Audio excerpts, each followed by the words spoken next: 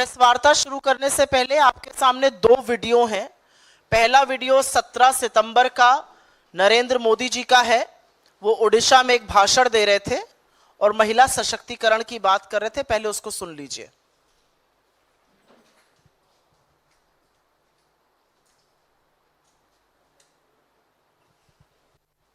महिलाओं की उन्नति, महिलाओं का बढ़ता सामर्थ्य, ये ओडिशा के विकास का मूल मंत्र होने वाला है।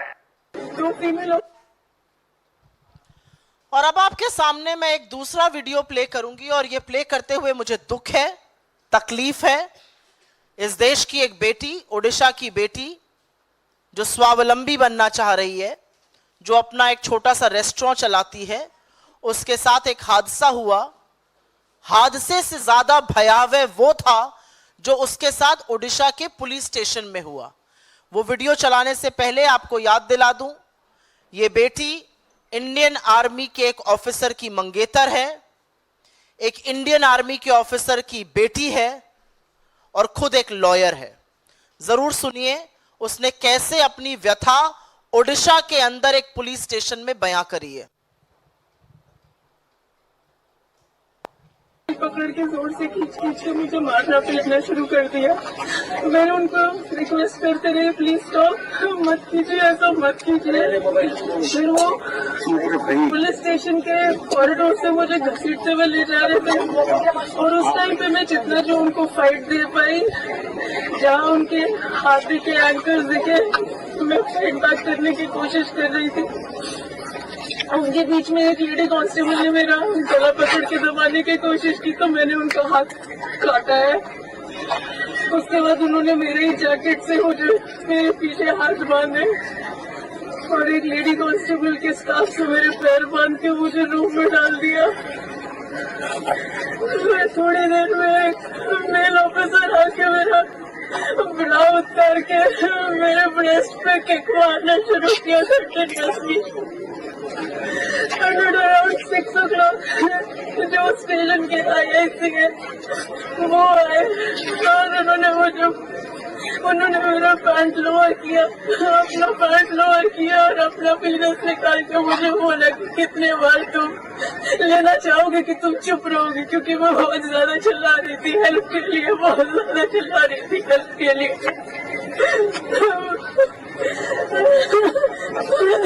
Please please please.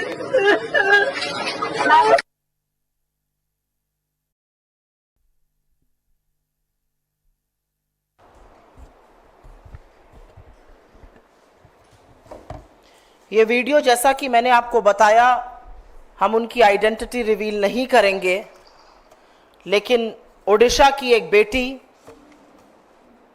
अपना रेस्टोरेंट बंद करके रात को निकलती है।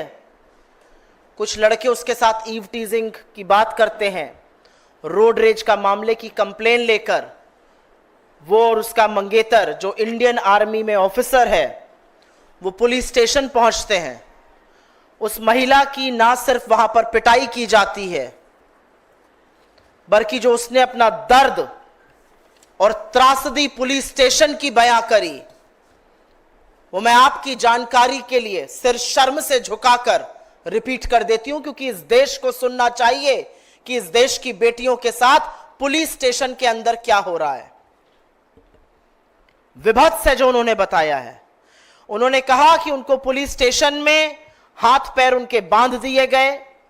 एक महिला पुलिसकर्मी ने यह किया और उसके बाद एक पुरुषकर्मी आता है और वो आकर उनके अंडरगारमेंट्स को निकाल देता है, उनकी छाती, उनके ब्रेस्ट पर किक करता है और यही नहीं, अपनी खुद के प्राइवेट पार्ट्स को दिखाकर उसने जो शब्द कहे वो मैं नहीं कह सकती हूं यहां पर। यह ओडिशा में हो रहा है, उस ओडिशा में जहां आज भाजपा की सरकार के 100 दिन पूरे हुए हैं। नरेंद्र मोदी 17 तारीख को ओडिशा जाकर महिला सशक्तिकरण की, महिला सुरक्षा की बातें करते हैं और उसी के कुछ घंटों में पता चलता है कि ओडिशा की इस बेटी के साथ पुलिस स्टेशन में दरिंदगी की गई। दरिंदे सिर्फ सड़कों पर नहीं, बीजेपी की सरकार में पुलिस स्टेशन के अंदर भी हैं। और ये कोई अबला नारी नहीं थी, ये एक लॉयर है, ये भारतीय सेना के अधिकारी की मंगेतर है, वो भारतीय सेना का अधिकारी जो सिख रेजिमेंट का मेजर है। मैं उनका नाम यहां नहीं बोल रही हूं। सिख रेजिमेंट के एक मेजर की मंगेतर के साथ देश अपना ऋण इस तरह से चुका रहा है। ये वो इंडियन आर्मी ऑफिसर्स होते हैं जो रेगिस्तान की तपती गर्मी और सियाचिन की हाड़ कांपती ठंड में इस देश की सरहद की सुरक्षा करते हैं, और एक कृतज्ञ राष्ट्र उनको इस तरह से इस चीज का इनाम दे रहा है। वो लड़की चिल्लाती रही, मेरी मदद करो, मेरी मदद करो, और उसके बाद भी उसकी मदद करने के लिए कोई आगे नहीं आया। और यह असलियत है कि लड़की का असली यौन शोषण ओडिशा के एक पुलिस स्टेशन में उस सरकार के पुलिसकर्मियों द्वारा हुआ जो आज अपने 100 दिन मना रही है। ऐसा क्यों है कि जहां जहां भारतीय जनता पार्टी की सरकार बनती है, तथाकथित डबल इंजन की सरकार, वहां पर रक्षक भक्षक बन जाता है? ऐसा क्यों है कि भाजपा शासित हर राज्य में विक्टिम शेमिंग का मामला सामने आता है? पहले पीड़िता के चरित्र पर सवाल उठाए जाते थे, अब पीड़िता का यौन शोषण पुलिस स्टेशन के अंदर पुलिस के दरिंदे कर रहे हैं। ये क्यों होता है भारतीय जनता पार्टी शासित राज्यों में? और एक बात तो सच है, नरेंद्र मोदी दौड़ दौड़ कर इधर उधर प्रचार करेंगे, एक शब्द इस पर नहीं बोलेंगे। उनकी महिला मंत्री इस पर एक शब्द नहीं बोलेंगी। इस देश की महिला बाल विकास मंत्री कौन है? अगर मैं आप में से 10 लोगों से पूछूं तो एक व्यक्ति शायद इसका जवाब दे पाएगा। महिला सांसद इस पर नहीं बोलेंगी। हो क्या रहा है इस देश में? पुलिस को देखकर जिन अपराधियों की हाड़ कांप जानी चाहिए, उनसे बचने के लिए जब एक औरत पुलिस स्टेशन जाती है, वहां शरण, वहां सहारा, वहां मदद मांगती है, उसके साथ यौन शोषण पुलिस कर्मी करता है, तो फिर सुरक्षित कहां है इस देश की आधी आबादी? कौन से सशक्तिकरण की बात होती है, यह जानना आज क्यों नहीं जरूरी है? और क्या आधी आबादी के लिए इस देश में कोई जगह नहीं बची है? और एक बात और सच है, और इस बात को मैं प्रबलता से बोलना चाहती हूं क्योंकि दोनों विषय जो हैं वो मेरे हृदय के बड़े समीप हैं। मणिपुर में 2 महिलाओं को, 2 बेटियों को आदमखोरों की भीड़ में नोचा, उसमें से एक कारगिल योद्धा की पत्नी थी। हफ्ता भर नहीं हुआ, अभी मध्य प्रदेश से मामला सामने आया है। 2 आर्मी ऑफिसर्स, 2 आर्मी के सैनिक और उनकी महिला मित्रों और संबंधियों के साथ वो कहीं घूमने गए थे, वहां पर उनकी पिटाई की गई। एक ये कृतज्ञ राष्ट्र है जो व्यक्ति ये सोचकर सरहद पे जाता है कि या तो मैं वापस आऊंगा या तिरंगे में लिपटा हुआ मेरा शरीर वापस आएगा, उसका हम ये बदला दे रहे हैं। और सब चुप रहेंगे, सुई टपक सन्नाटा रहेगा, इस पर कोई आक्रोश नहीं होगा, इस पर कोई प्रदर्शन नहीं होगा, इस पर कुछ नहीं बोला जाएगा। आपने बंगाल पर आवाज उठाई, सही किया, हमने भी बंगाल में प्रदर्शन किया।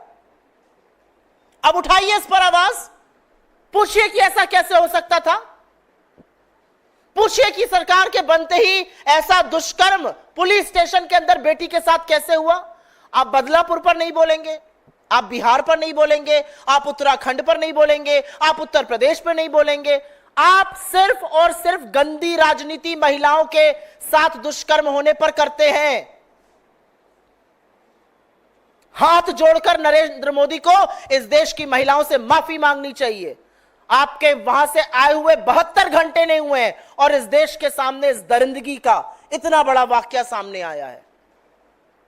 हमारी इस मंच से मांग है, महिलाओं की सुरक्षा को प्राथमिकता बनाई जाए। हमारी इस मंच से मांग है, नरेंद्र मोदी अपनी चुप्पी तोड़े और महिला बाल विकास आयोग भाजपा का फ्रंटल बनने के बजाय इसका स्वतः संज्ञान ले। यह ह्यूमन राइट्स कमीशन का मामला है, यह मानव अधिकार का मामला है। अपराधी से बचकर हम पुलिस स्टेशन इसलिए जाते हैं क्योंकि हमें सहायता मिलेगी, हमें सुरक्षा मिलेगी। और आज इस देश की आधी आबादी को नोचा पुलिस स्टेशन के अंदर जा रहा है। I will very briefly make a statement in English on this. As you saw, Mr. Modi was in Odisha. He spoke about women empowerment. Less than 72 hours later, we have a gruesome case that's come in from Odisha. A woman, a self-employed woman who runs a restaurant, is engaged to an Indian Army officer who works in the Sikh regiment, was going back to her home when some catcalling and eve-teasing happened. She went to the nearest police station. Instead of helping her out, the police tied her hands and her feet. A male police officer came and disrobed her, took off her undergarments, kicked her on her breasts, and flashed his own private parts before her. And what he said thereafter, I cannot say it in public domain. Is this how safe our women are? The Prime Minister is absolutely silent. The BJP rightfully protested in West Bengal. What about Odisha now? Are you going to keep quiet? You don't want to speak in Badlapur? You don't want to speak in UP, in Bihar, any place that's controlled by the BJP? Are you going to keep quiet on this? The Prime Minister is too busy campaigning. He doesn't have the time. We don't know who India's Women and Child Development Minister is because she rarely speaks. She doesn't speak, in fact. Women MPs of the BJP would rather be elected to parliament than to open their mouths on women's security, safety and their empowerment. The Women Commission in India is as good as a frontal of the BJP. But how is this tolerable? How will this be tolerated? Who can justify this? And this is happening not to someone who's not educated, who doesn't know her rights. She's a lawyer. She's engaged to an officer from the Indian Army of the Sikh regiment. And not just that, this has happened to the wife of the Kargil warrior in Manipur. It happened to female companions of our army officers in Madhya Pradesh. What exactly is happening in this country? Where are women safe? If women are not going to be safe in police stations, because quite frankly in this case, the crime against that woman, the sexual exploitation against that woman happened inside the police station. And who's answerable for that? 100 दिन की सरकार आप आज मना रहे हैं उड़ीसा में, इसका जिम्मेदार कौन है? किसकी जवाबदेही है? 2-4 पुलिस अफसरों के तबादले से चुप रह जाएगा यह देश? आपके सवालों का अगर इस मुद्दे पर हो तो स्वागत है।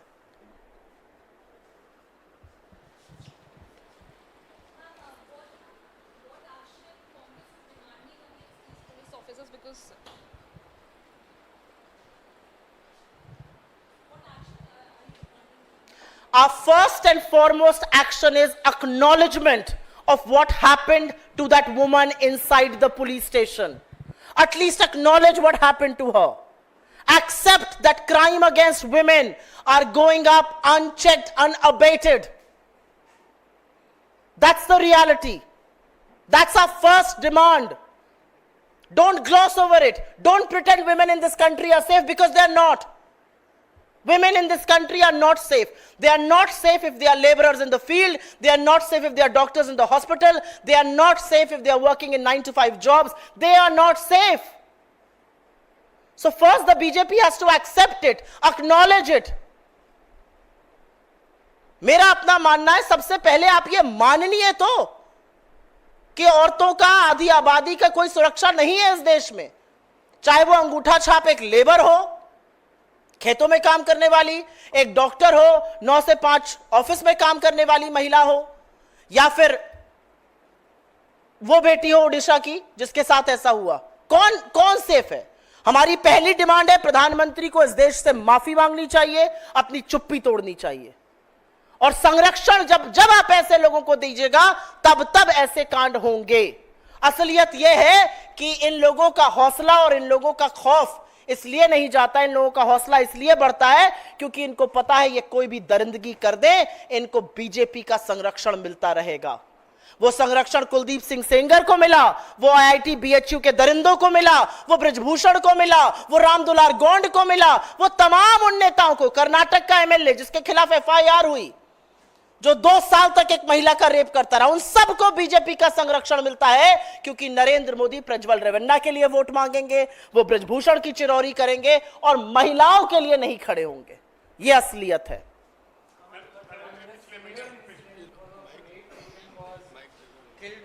Uttar Pradesh, what?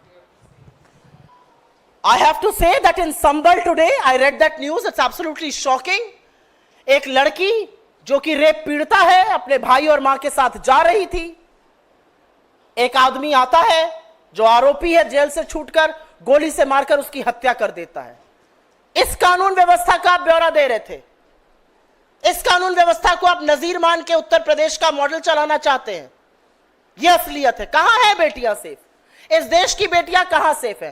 पहले उस लड़की का रेप हुआ, आरोपी को सजा हुई, सजा से निकलते ही जब वो जेल से बाहर आया, उसने उस लड़की को मौत के घाट उतार दिया दिन दहाड़े।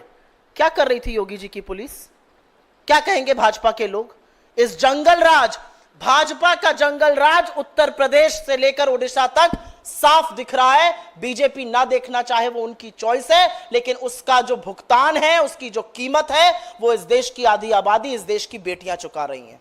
मैम, पिछले महीने प्रधानमंत्री महाराष्ट्र के जलगांव गए थे। वहां पर उन्होंने कहा कि महिलाएं पहले अपने खिलाफ हुए अपराध के लिए थाने जाने से डरती थी। हमने सख्त कानून बनाए हैं, हम बीएनएस लेके जाएं, महिलाएं अब थाने जाएं, खुलकर शिकायत लिखाएं। अब महिलाएं अगर थाने जाती हैं, ऐसी घटनाएं होती, फिर महिलाएं कहां जाएंगी? महिला मुझे नहीं पता कहां जाएंगी। मैं तो एक महिला होने के नाते आपके सामने खड़े होकर बेबस होकर आज ये कह रही हूं। मुझे नहीं पता कि अगर महिला के खिलाफ अपराध हो तो महिला कहां जाए, क्योंकि बीजेपी राज्यों में तो जब वो पुलिस स्टेशन जा रही है तो उसके साथ ये हो रहा है। मुझे नहीं पता महिलाओं को कहां जाना चाहिए। बीजेपी को हमें बताना पड़ेगा कि अगर हमारे साथ अपराध हो जाए तो हम कहां जाए। अगर नाबालिग बेटियों के साथ अपराध होता है तो तब तक एफआईआर नहीं लिखी जाती है जब तक 500 लोग सड़क पे आके आंदोलन नहीं करते हैं। मुझे नहीं पता, ये तो बीजेपी बताएगी। मैं व्यथित हूं, मैं परेशान हूं, मैं खुद बेबस आज महसूस करती हूं, क्योंकि कहां जाएंगी लड़कियां? आपके साथ कुछ गलत होता है, आप इस उम्मीद से पुलिस स्टेशन जाते हैं रात को, दिन में, किसी भी वक्त, कि यहां जाकर मैं सेफ हो जाऊंगी। और बर्बरता और जघन्य जो विभत्स वाकया है वो आपके साथ पुलिस स्टेशन में हो रहा है। तो कहां जाए बेटियां? ये सवाल आप लोगों को उठाना चाहिए ना, पूछना चाहिए नरेंद्र मोदी से। कहां जाए इस देश की बेटियां? आपने कौन से कानून बना दिए और उन कानूनों का किसको फायदा हो रहा है? मैम, कई बार आप लोगों ने इन तमाम मुद्दों को उठाया है और खास तौर पे वुमेन सेफ्टी का मुद्दा। आपने मणिपुर का जिक्र किया, आपने मध्य प्रदेश का, यूपी, गुजरात का जिक्र किया और आपने इस बात का भी जिक्र किया। आप लोग बार बार सरकार से कार्रवाई की मांग करते हैं, लेकिन सरकार की ओर से कोई कार्रवाई नहीं होती और हमने देखा है लगातार, चाहे वो रेप का मामला हो या ऐसे मामले बढ़ते जा रहे हैं। तो सवाल के बजाय आप लोग अब क्या एक्शन लेंगे अपनी तरफ से, क्योंकि सरकार से आप लोग लगातार मांग कर रहे हैं लेकिन कोई कार्रवाई नहीं हो रही। हम हिंदुस्तान का विपक्ष हैं, प्रमुख विपक्षी पार्टी हैं। अगर हम कुछ गलत होते हुए देखेंगे तो हम उसका पर्दाफाश करेंगे। हम आम जनता के सवाल, उनकी समस्या, उनकी व्यथा उठाएंगे और यह हमारा काम है। जब सरकारें सत्ता में बैठकर देखना और सुनना बंद कर देती हैं तो उन सोती सरकारों को जगाना विपक्ष का काम होता है।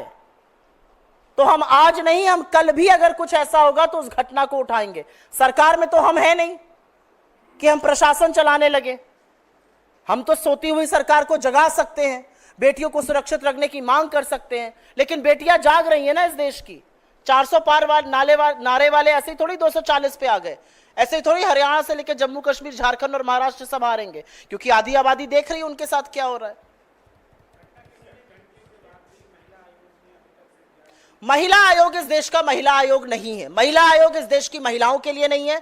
महिला आयोग बीजेपी का फ्रंटल है। महिला आयोग में बीजेपी के कार्यकारी में जो महिलाएं होती हैं वो भरी जाती हैं, महिला कार्यकर्ता, और उनसे बीजेपी का चरण वंदन कराया जाता है। उनको महिलाओं के खिलाफ अपराध जरूर विपक्ष शासित राज्यों में दिखता है, लेकिन वो बिल्कुल मुंह सी लेती हैं जब उनको भाजपा शासित राज्यों में महिला अपराध की बात करनी होती है। उसका ना संज्ञान लिया जाएगा, ना कोई कार्रवाई की जाएगी, ना हवाई जहाज से, ना ट्रेन से, ना बस से वहां जाया जाएगा। महिला आयोग से मुझे रत्ती भर भी उम्मीद नहीं है, क्योंकि महिला आयोग बीजेपी का संगठन है। वो महिला मोर्चा का एक सब संगठन बन चुका है।